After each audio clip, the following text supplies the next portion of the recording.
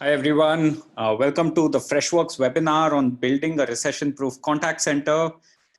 Good morning, afternoon, or evening to you, wherever you are, and hope you are having a good day. We are just going to wait for a few more minutes and allow people to join in case they're running late from their previous meeting. So we will be starting at 3 minutes past. Yeah.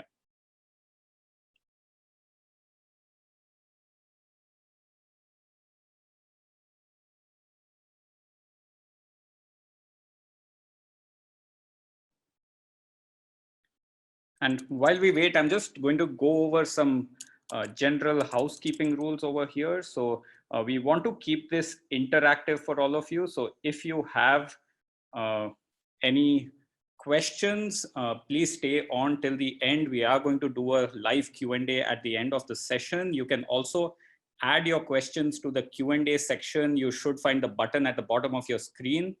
We will also be running some live polls in between from time to time. So please take part and let's make this interactive and fun. Right? Lastly, we will be sending you a recording and a tip sheet so that you can consume this information or pass it along, share it with your colleagues and peers. So I think we'll just wait for a couple of more minutes before we get started. Thank you.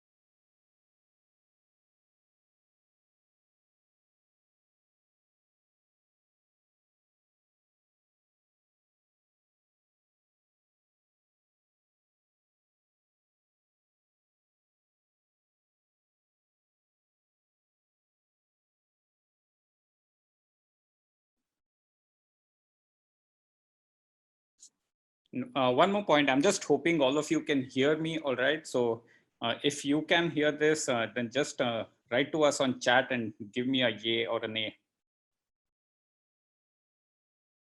Right, thank you.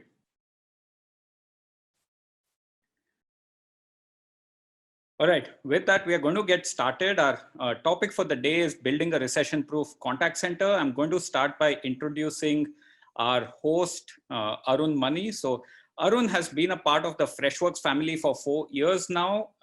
He started his life in engineering and product roles before he moved on to consulting for C-suite executives at McKinsey and Accenture. He has experience in in building business teams for operations, product, and customer support.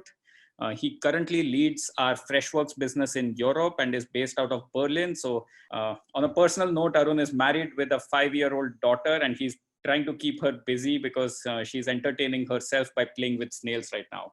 Hi, Arun, how are you doing? Hey, Pranay, thank you so much. And it's a beautiful day here. It's 24 degrees. Spring is in the air. So Germany is slowly opening up for the rest of the economy. So for the people to go out as well. So it's a great place. So picking up from there, hello, everybody. I want to introduce our guest speaker today, Ian Jacobs. Ian is a principal analyst at Forrester Research, and he serves as the application development and delivery professionals with a focus on the digital transformation of customer service. Ian is an expert in contact centers. His research keeps a sharp focus on customer experience and agent experience issues. He's also an award-winning columnist, is regularly quoted in major global publications, and is a frequent speaker at industry conferences you might run into in the future. Thank you, Ian. Great to have you here. Having me, Arun.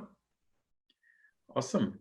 So I would love to quickly make an introduction of who we are. And some of you might know us, and some of you might still have a quick 30-second introduction of who we are.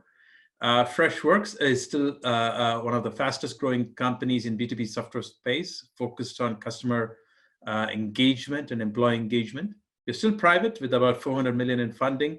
And as you can see, some of the investors, including Capital G, Google, Axel, Sequoia, and Tiger. We are proudly global from day one. We have 12 global offices. And now, as we say, we have 3,000 offices. Everybody's home is an office. That's the number of employees we have. We served almost 225,000 businesses in 145 countries. And right below, you see a list of companies from Cisco to Metro. These are some of the global majors that we serve today across the globe. And what's the topic of the day today? If you think about it, right now, there is not much of a debate of where we are. We are definitely in a recession. And we are basically thinking about what does it mean for a contact center. So where best to start rather than go back and look at the past? The last recession was in 2008, led by the subprime mortgage crisis and in the US, and it spilled to the rest of the world. And if you look at it, we found, and this is based on the Harvard Business Review study, they found out the leaders, these are companies who acted quick and did some smart things, actually outperformed the laggards by close to 25% or so. They increased, and the companies that are behind are actually went down. And this study was, you can look at it when we send the link. And when we looked at it, what McKinsey and Harvard looked at it is, what did they do differently? Next slide, please. So there are three things that emerged. What is the winning strategy during a downturn? Now, of course, the qualification here is the subprime crisis is way different than the crisis that we are now. Here, it's not just, we are a fast-moving train that suddenly hit a roadblock. We literally stopped the train, took it off the tracks, put it aside for like a few months globally and coming back. So there are similarities, but there are differences. But the lessons are common nevertheless. Number one is they all focused on protecting the existing revenue. And what does it mean? If you click. What this means for a contact center is essentially ensuring our customers are actually taken care and they are actually provided the best experience. That's a leading indicator for protecting an existing revenue. The second imperative is optimizing costs early. So there are companies which went very quickly into the cost reduction mode versus some companies which did it in a more waves. And the companies that did it upfront had a significantly better performance. And if you translate, what does it mean from a contact center? There is multiple ways. The 2008 crisis had a lot of scenarios at the time, but now we are 12 years past. The technology has improved significantly. How are we leveraging those to improve efficiency and to meet the cost imperative? That's the efficiency play. And the third one is creating operational flexibility. This is fundamentally what it means for a contact center is how much of flexibility can you actually build into the contact center that allows you to be more agile as the demands of your business shifts over time. So we will go through each one in depth, and I will be looping in Ian, especially to share his research and his insights for each one of them. But let's go into the first, which is about customer loyalty. And let's start with a quick poll. Can you please start the poll? What we're looking for is what percent of customers will make purchase decision based on the particular brand's response to the current crisis. You must have a poll window and you should be able to quickly share. I'll give a few seconds.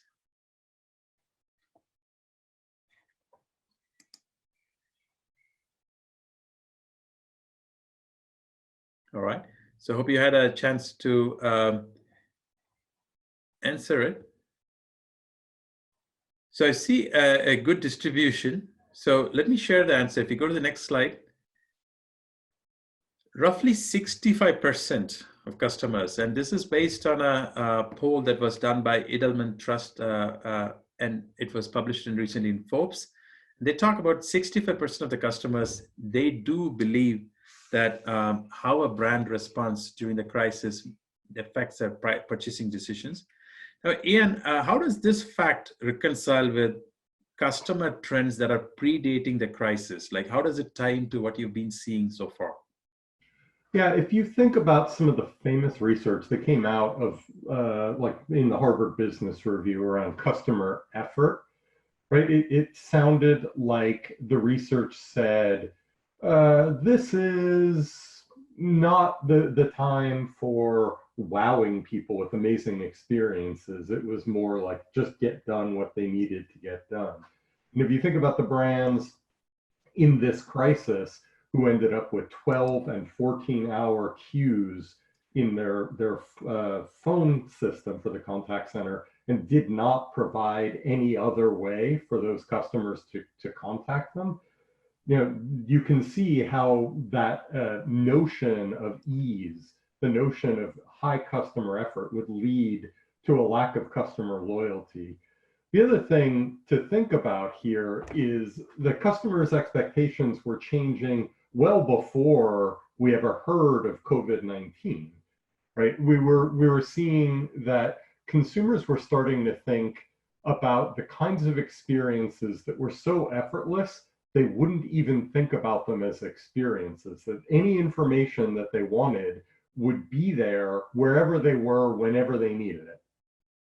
That is a really tough bar for brands to handle, but you can sort of see directionally that brands have already, many brands already fell down during this crisis just by making things more difficult than they needed to. Now, consumers are at the moment a little bit more forgiving, right? We all understand that, like you, Arun, there might be a 5-year-old who wanders through on the course of a call and with a call center representative right now, because that person's working at home.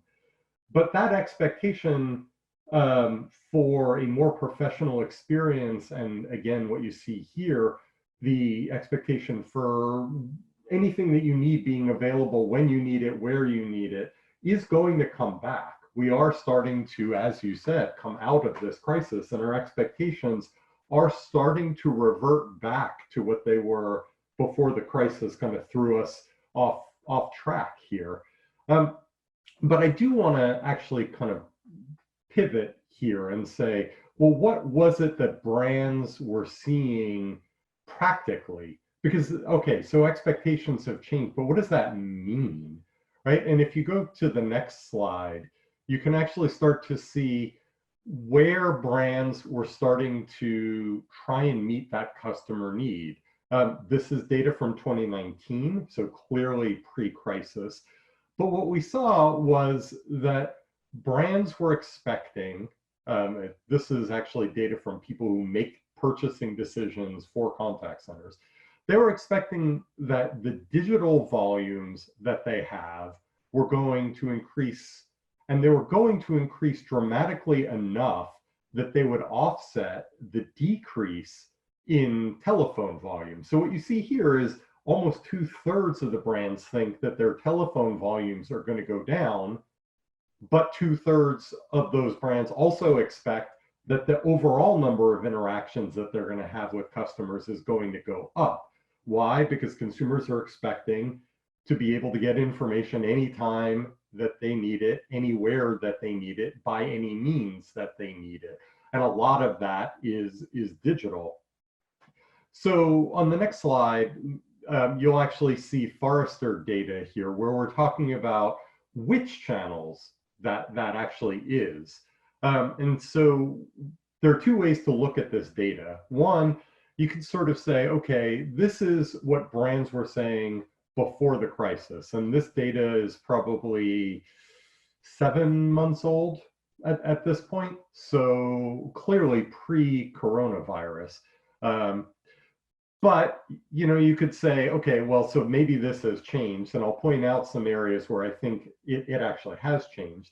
But the other way you could look at it is, in this survey, we found that brands were offering, on average, 8 different contact channels and expecting that to rise by nearly a third to 11 channels within, about a year from now. So yes, the mix of channels may change, but the number of channels is still increasing.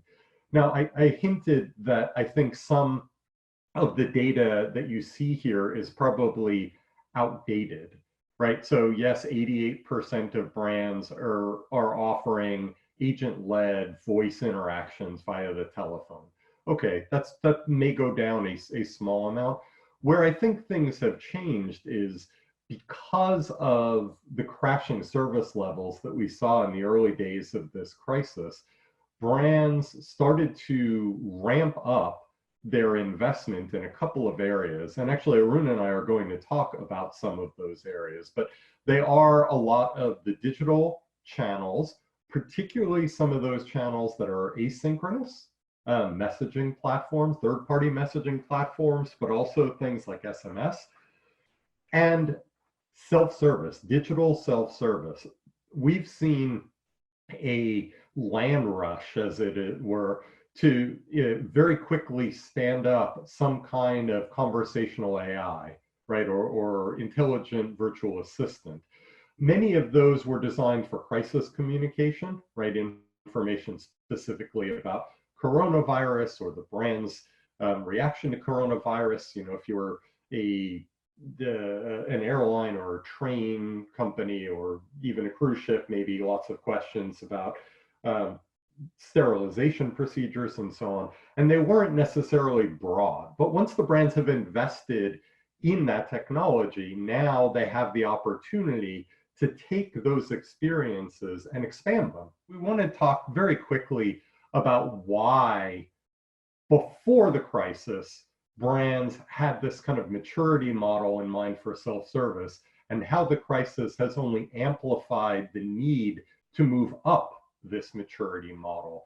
So the sort of first phase of using self-service to drive a different kind of customer engagement is really what you would think of normally for self-service, right? So we're going to just answer the top 10 or 15 FAQ questions in some kind of conversational AI. Our knowledge base and contact center search for, or knowledge search for the customers will allow them to solve many of their problems on their own. Okay, that's great. But if you look at the 3 different factors that Arun highlighted for how you're going to not only just come out of this and survive, but actually thrive, one of the ways here is to drive customer loyalty by protecting revenue. And to do that, you actually need to think about influencing revenue. So getting earlier in the cycle with this customer service and thinking about it as a tool to influence purchasing decisions by answering questions not after the purchase, but pre-purchase, as well as maybe proactively engaging and reaching out to customers when you think that they are going to have a problem with purchasing. Then, and this is the phase that I don't think many brands had really gotten to yet, we start to move up the ladder towards really thinking about customer engagement rather than customer service, where we're thinking of the customers as a constituency within our enterprise, ideation around new products or new services, having the data from these customer interactions point out where there might actually be friction points in usage of the products, and then feeding that data into the parts of the organization that can actually fix those problems, right? It becomes a full loop within the enterprise. And then finally, you get to this, okay, then the nirvana state of lasting customer success, where you are thinking about onboarding, for example, right? Teaching a customer how to use a product or service properly. So now you've got this idea of self-service in the pre-purchase phase, in the beginning use phase, and in the post-purchase kind of support phase. If you think of it as a loop, right? It becomes a full loop. And as I said, this crisis has only amplified our need to actually create this loop, because again, if you think back to Arun's 3 factors for how to actually thrive here, you've got the loyalty, which means there's the revenue piece, the optimization piece, which touches on both optimizing the purchase process, optimizing the usage of a product to alleviate the need for support further down the line. And then when there is need for support, you can actually bring in self-service. And the operational flexibility is something that we're going to talk about, but there's a lot of the people element that comes out of this broadened idea of self-service. Okay, if you can advance to the next slide, you can see that before this crisis, we had nearly 70% of brands saying that within the next 12 months, they either had implemented or were planning to implement some sort of self-service technology for customer care. So, you know, this was a widespread factor in where customer service was going pre-pandemic. And again, this has just been escalated. Thanks, Ian. And just to make this how it comes to life, before we go into that, I want to just share a fun fact. As we all know, COVID has been, hard across the globe, but it's been not uniform in terms of impact. There are, industries which went straight into hibernation, like travel and tourism. But there is an interesting, spot here, like L'Oreal, the world's largest cosmetic company. They reported in the first quarter sales in China increased by 6.4% year over year. And this is despite the country's shutdown and basically the manufacturing and everything almost went into a freeze. So this trend was an interesting tidbit. And go to the next slide, please. There is a customer I would love to talk about who's been observing this, and they decided what to do with it. This is the story of Mecca Brands. Mecca is a company that's based in Australia. It's a beauty and makeup brand with over 100 physical stores across the region. Now, as you can imagine, they are very much proud about their high-touch business, and they take great pride in their in-store experience. People can actually walk in, as you've probably seen in malls around the world. They get an opportunity to test, get consultation, but with a professional makeup artist, test the products and purchase them. Ian talked about earlier about influencing revenue and engaging with them, and they're making the decisions. So Mecca took it to the next level. They took pretty much their entire high-touch business, and actually they took it virtual. They made it as virtual as quickly as possible, and customers actually can engage with them and pretty much do whatever they did in store. And this allowed them to actually engage with the customers at that point. And they scheduled, they set up master classes. Customers can actually set it up with them. They can set up video consultation, and to the point about having multiple channels and things shifting to mostly a one-on-one chat experience. They also enabled chat, Apple Business Chat and WhatsApp being the primary or predominant channels in that region. And they extended messaging. So for instance, it's not like it's a kind of a persistent thing. So even if you're continuing the conversation at various times, it's because of its asynchronous nature, the memory is still there, and they've had phenomenal results based on that. And I'll show you how also it enabled from the agent experience, making them more productive. If you go to the next slide, in the Freshdesk, it brings together pretty much a 360 view of the customer interactions in one place. And here's a screenshot example. On the left side that you see about Andrew Paul, it's a different example. It shows pretty much everything about this person and the conversation history across channels. Even if there are the proper integrations, it can show what kind of the virtual classes they've taken, what kind of sessions they had with the professional makeup artists. It can show everything. So when you're engaging with them, you have a 360 view, and you can also have additional things like things they have purchased on the right side, and what is the current sentiment, and also if you want to have a phone call and a conversation, all within one place. So this is the type of technology that's being deployed in terms of what Ian was talking about, how they're thinking about investments, which is enabling them to actually engage with the customers, how they want to be engaged in influencing the revenue itself, proactively engaging with them at that stage, and also help them with onboard and product usage and support. It's kind of like completing the full circle that Ian was talking about. So with that example, again, feel free to ask any questions you might have. I would love to switch to the second pillar that we talked about, which is efficiency. And here, I just want to start with a simple poll. Probably a rhetorical question. What percentage of business are considering cost-cutting measures right now? Please, you can pick the choices.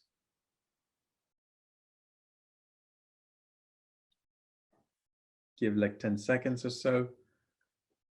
Hope it's easy that you could do it. And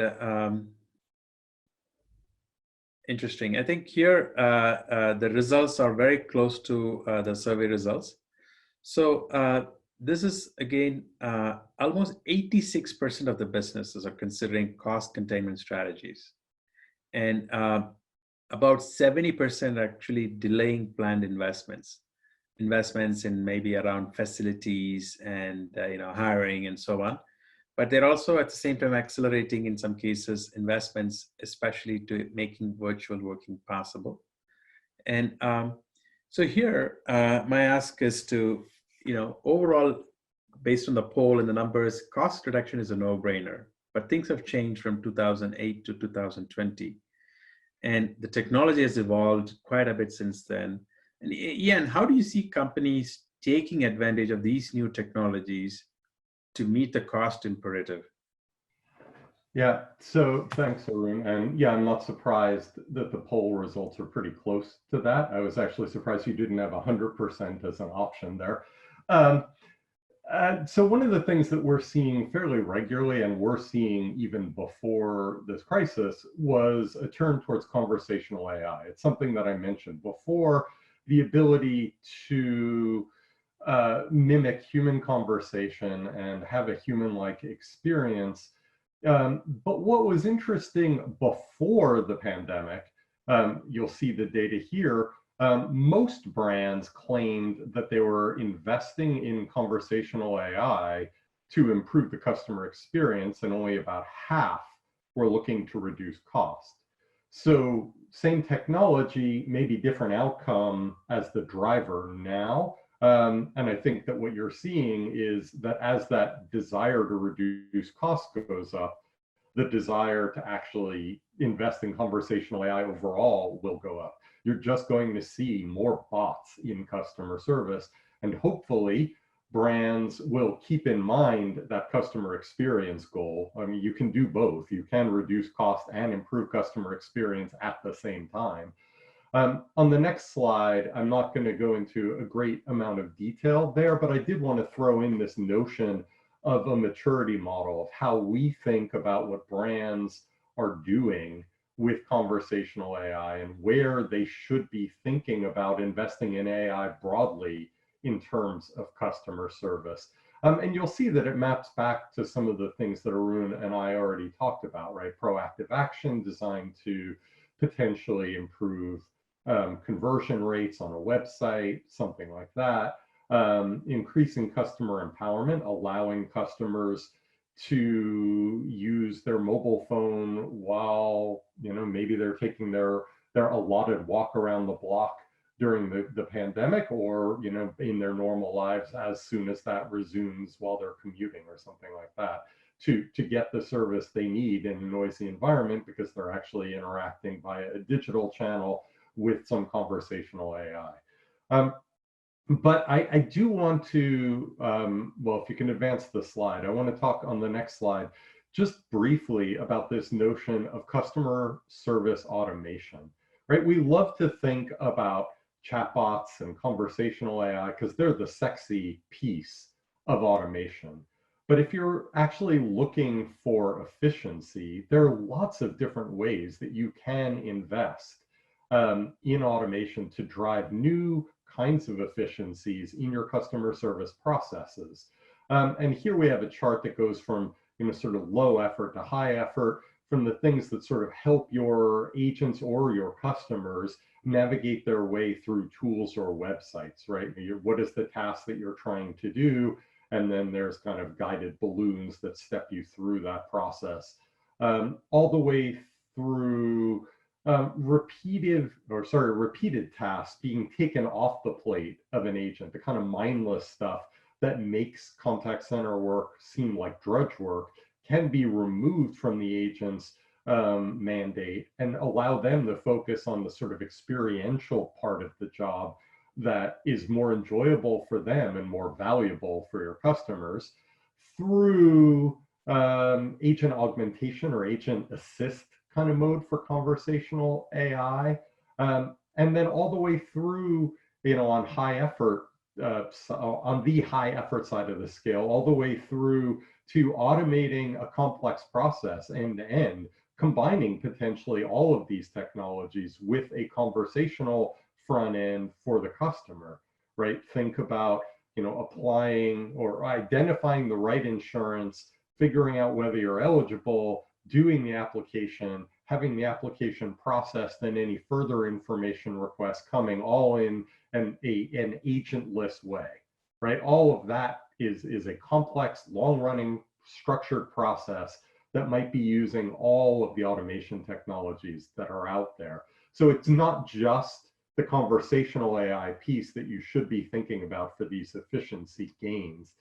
And with that, I'm going to actually repeat myself here and turn it over to Arun, who's got a real world story that kind of illustrates how to use these automation technologies to drive new efficiencies while not ignoring the customer experience at all. So over to you, Arun. Thanks, Ian. And before we go to the next slide, I just want to emphasize, conversational bots and automation and the crisis. Think about this. And I would add another item to the mix. Fast ramping volumes, like some businesses are experiencing crazy business volumes. So the example I'm going to talk about is from one such company. So next slide, please. So PhonePe, this is a payment company based in India. And the company started in 2005. And so in 5 years, they've amassed something like 225 million users. So just put that in perspective, that's about 35 to 40 million users per month they have accelerated. And now on top of all these things, the scale problem and now this crisis and the cost imperative. So it's a massive, massive challenge. So they did both. Number one is they've automated almost 75% of the requests that come in. As you can imagine, in a payment scenario, there is ticket size goes from anywhere between below sub-dollar transaction to thousands of dollars to luxury purchases that things is being used. They want to keep a consistent service level, and they were able to still go through case by case by case, and they are being able to automate up to 1,400 types of different requests and different branches you can think of. Think robotic process automation. And the bot is able to now take all this and are able to actually deliver 75% of the cases in a very, very fast fashion. So they don't have to actually scale up their service team to that level. And second is, Ian touched upon this about how can you make agents more productive and give them the assist that's needed, either using this theme balloons or like suggestions. And the agent assist bot is basically help them with onboarding new folks much, much rapidly, because you don't have to be well-versed with all the complex use cases, but you can really, really fast and get there. And together with both these technologies, the interesting part here is the CSAT they've seen for chatbot is higher than CSAT for live agents, because it's really quick, accurate, and get them right the first case. So this is a phenomenal case how all the technologies come together with added pressure of the crisis and scale, and they were able to tackle through. So In the interest of time, I'll keep moving. There's more to talk about it. There is a case study in our website. You can look at it. We can also add the link to the what we send behind. The third theme is flexibility. Now, let me do a quick poll one more time. And what percentage of businesses do you foresee continuing remote operations in the long run? So we're all forced to work remotely. I'm even calling it as a not work from home, work from anywhere. How many of you are considering to keep up with that? Quick poll.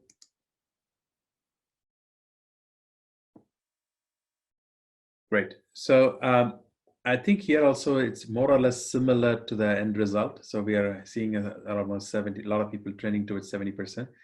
68% of CFOs, they think that, that we are going to have a hybrid model post-COVID when economy restarts. And they think, the thinking here is, it's going to make the company better in the long run. And the companies have to do what it takes to actually provide the ecosystem to the agents to make it work. So let's think, what does it mean? Like if you think about it, next slide, there are three angles we have to look at. One is flexibility in terms of what it takes for people in terms of staffing and skills and come what may around the people aspect of it, which is going to be the core component. The second is around the place. This we already talked about, the location. Are we going back to the world where everybody sits in one place and answers a question, or is it going to open up like everybody can work from anywhere and can we create the process around it? The third one is the process. What kind of process are going to be in place, which is going to enable the business agility? And we'll talk about all three. And Ian, I'm just turning it over to you to say, in this framing, like what are the things that you're seeing and the research says from your standpoint for all these? Right. So if you think about the PhonePe use case or case study that Arun talked about, what happens with the remaining volume that was not automated? That goes through to an agent. These are the issues that are more complex that automation can't handle, or they may be the kinds of issues where human empathy is required and automation, even if it can do the task, just isn't appropriate. And so we're seeing that the nature of work that you're asking people to do starts to change as you increase automation. So the job that these people are doing starts to change, right? We start to see fewer tier 1 agents, certainly with the strict schedules, and maybe more what we would have thought as tier 3 and tier 4 kind of agents becoming the normal for contact center work.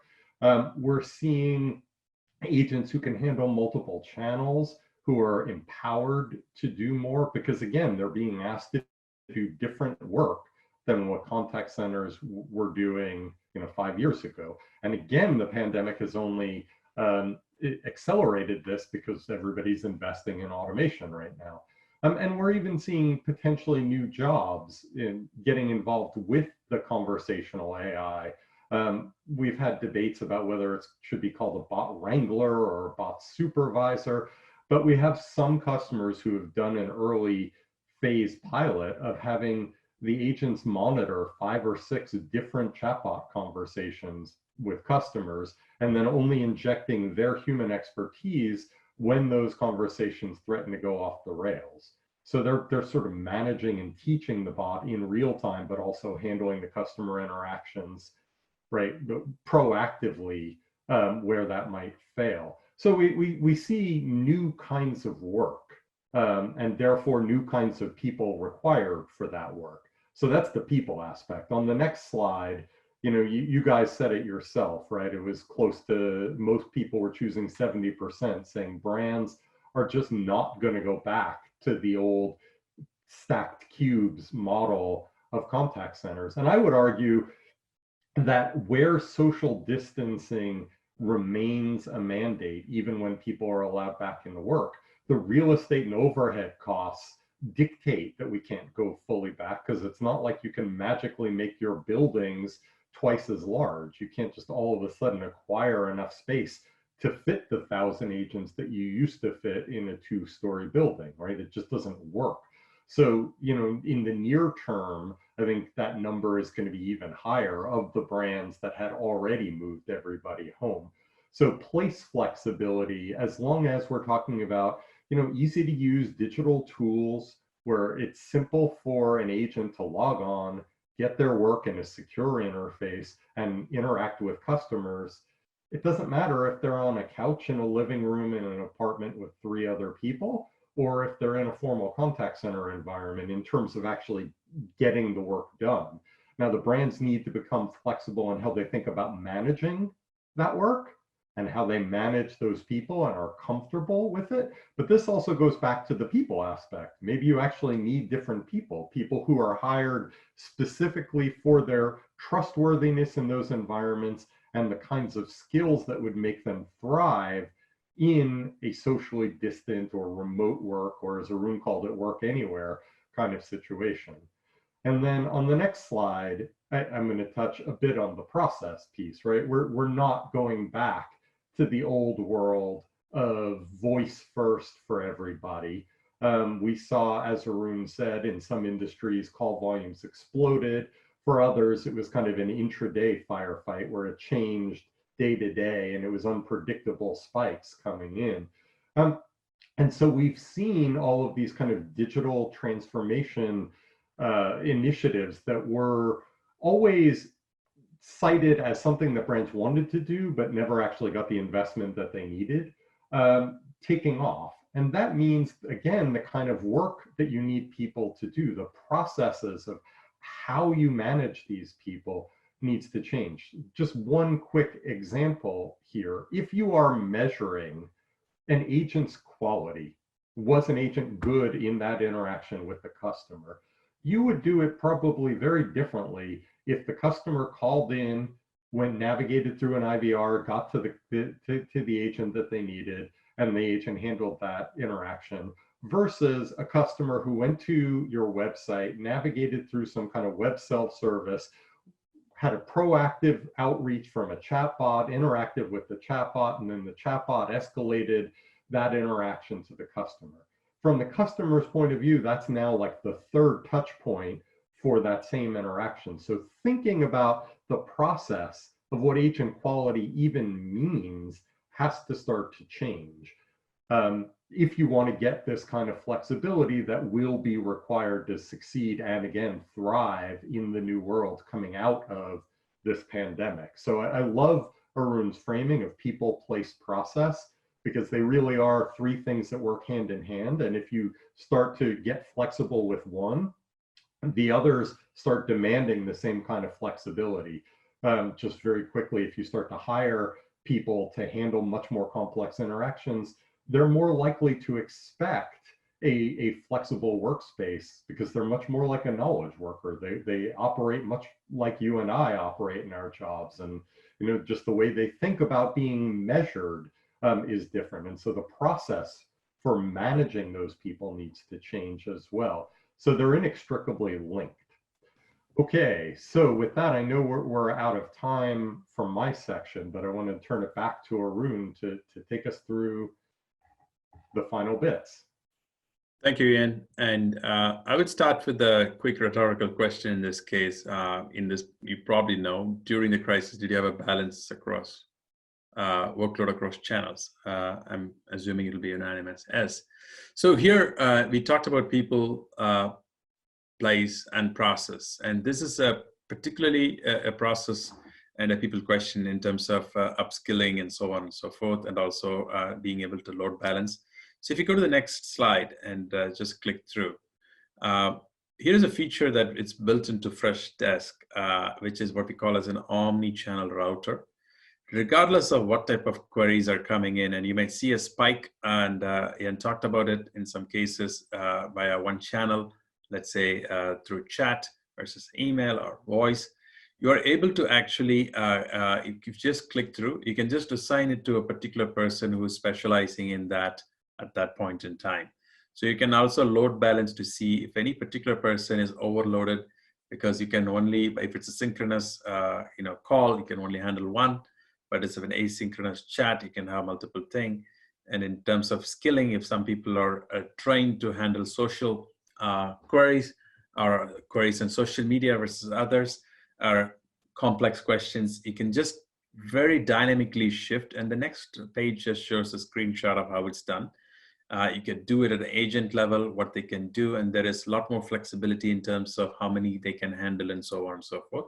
And if you're interested, we can actually schedule, just reach out to us. We'll talk about how this is being used. But for this particular conversation, I want to just talk about one particular client that have used this in a stellar way. And this client is Klarna. Now, Klarna, for those of you who don't know, especially in the US audience, it's very popular in Europe. It's entering the US market. It's a Swedish payment company. They have roughly 85 million customers predominantly in Europe now. And it's one of the companies growing fast. Snoop Dogg is an investor, fun fact.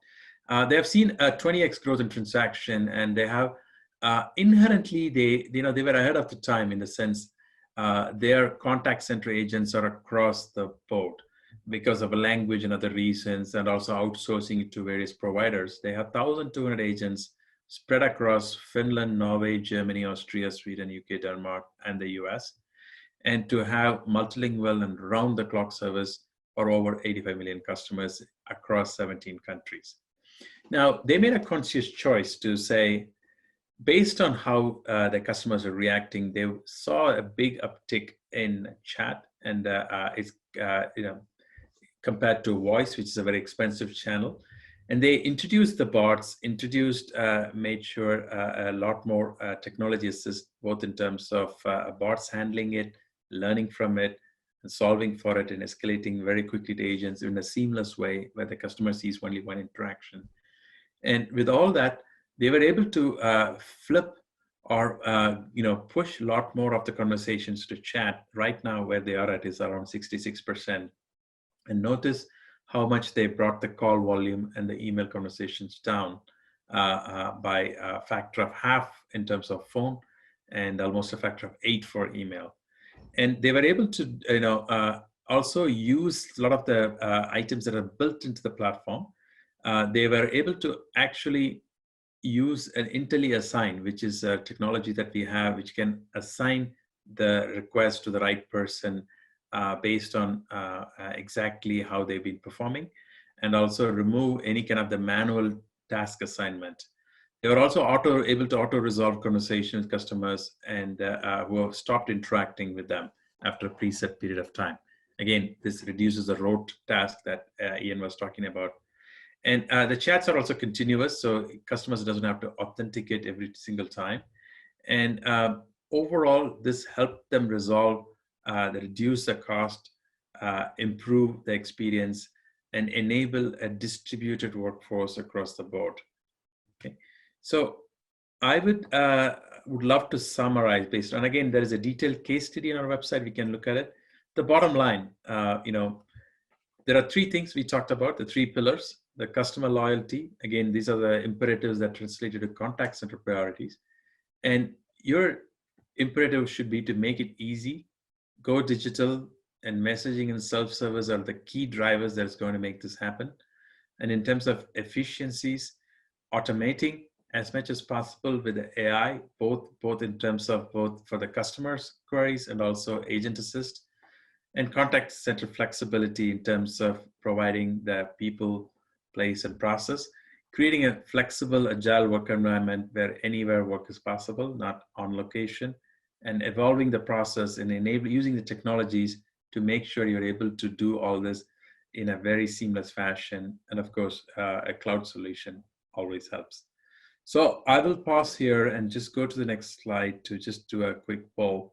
There's a lot to process. And if we'd like to have a one-on-one consultation with a Freshworks consultant to help you with that, this will help us to reach out to you, to go in depth and also showcase some of the features and functionalities and case studies, and more importantly, answer any questions you might have.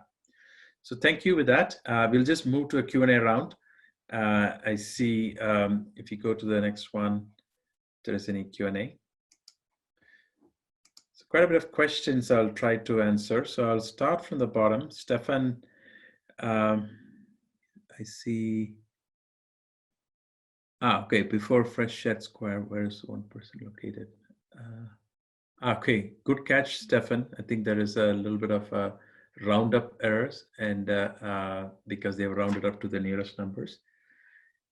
And the other one is, how do you measure CSAT? Do you see trends in CSAT for a conversation that's contained to automation versus a conversation that's escalated to an agent?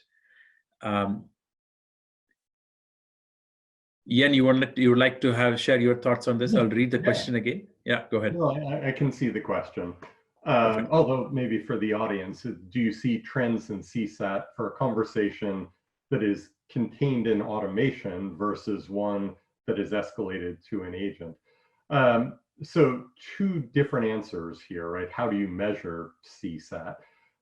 There's the obvious explicit way where you're actually doing a post-interaction survey, and that could be a CSAT survey, but there are proxies for customer satisfaction like NPS and others.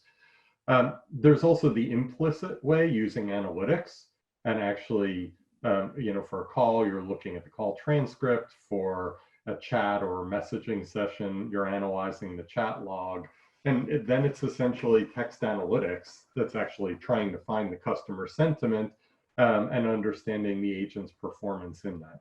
But to that second question, we actually do see some tools vendors who have data that actually show higher satisfaction for interactions that contain both the bot and a human. Some of that is that you can actually have the upfront information collection in the bot, even if it can't resolve the issue, it still has reduced the amount of time that you need to deal with that annoying human contact center agent, which tends to drive higher satisfaction. So although it's counterintuitive, in specific industries anyway, we actually do see the combination of human and AI in interactions creating higher CSAT, higher recognition of a good experience. I don't know if you've seen something similar, Arun. Yeah, so I would like to add one point to that. This is again from a Klarna example and others where they have the bot interacting as a first line. And so there, the bar was set as like a simple survey to see, are you satisfied with the answer, as a 4 or 5. If it is anytime below 4 or 5, it automatically escalates to a conversation. So in that way, we say the bar for the CSAT at a bot resolution is set so high, and anytime you don't want to have any kind of issue, and that becomes an automatic escalation point for an agent for subsequent resolution as well. I will just switch, I'll take one last question. This is from Bethany Bloomer. Where would you suggest a company to start when creating automated email services? Ian, you would like to take it? Automated email. Well, I would first actually question why you're focusing just on email. If you're actually looking at automation, you should be looking at tools that allow you to analyze any text-based input and create an answer and essentially be able to reuse the information that you're looking for across different channels and touch points. But with that, it depends on the industry that you're in, but really finding the simple use cases that should not ever go to a human, that the human, even if it went to a human and they answered it, they would add no value, right? The answer doesn't vary. The process is really simple. Password reset, for example, processes. Humans add no value to that process across any industry. So look for the easy use cases where the humans don't add value as a place to start. Clearly, you then want to think about how you're going to layer on top, new functionality as you get better at it. But start with the things that you probably should have had automated via other channels or other touch points before it ever got to an email in the first place. Yeah, I would add to what Ian just said. definitely recommend his way. Email is a long form conversation, and it is inherently more complex and tricky for a bot to answer in an email fashion.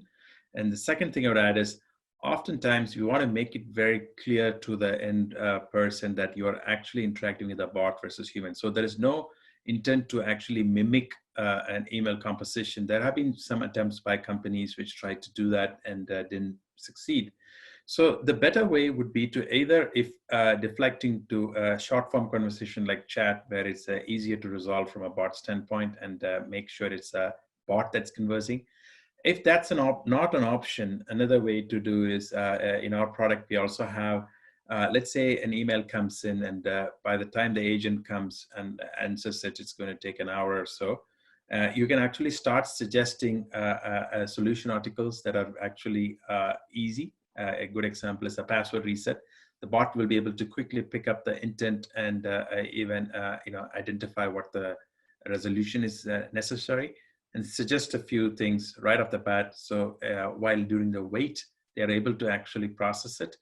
And if that's not the case, it's escalated to the agent comes in. The agent will also have the visibility to see what has been attempted so far in the interim period. So the agent is not actually suggesting a same solution article if a person has actually read it and attempted it and so on. So those are things that are available off the shelf, very quick to easy to configure and show up. So we are out of time. We will share with you a follow-up to make sure the recording, the content, and some of the case studies that's referred here. So thank you so much. And we'll also come back to any of the other questions that's there that will also be answered in parallel. Really appreciate it. Ian, thank you so much for your time, early morning our time, and for the rest of the team in Chennai who helped us, and for everybody who attended. Thank you so much. Have a wonderful day and the rest of the week.